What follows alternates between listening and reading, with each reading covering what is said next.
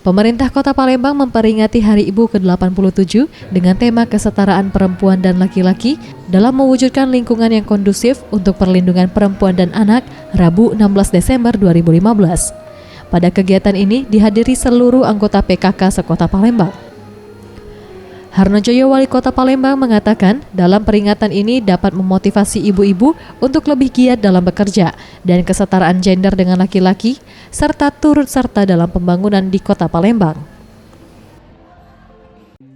Harapan kita ke depan semoga sangat berjasa kaum sekali, ibu terkhusus sangat ini diberikan kepada semuanya ya, dalam rangka kesetaraan kepada laki-laki, utamanya menjaga silaturahim. Iya, dan menjaga silaturahim kami akan untuk mengundang kepentingan hal para yang baik. penerima penghargaan dan tentunya kepentingan kembali hal kita yang baik akan sehingga tercipta membagikan situasi hadiah, kita yang juga kembali kondusif akan dan aman.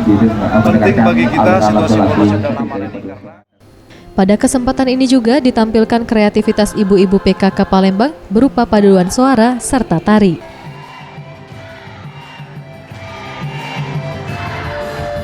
Farel Dwi Satria, Sriwijaya TV.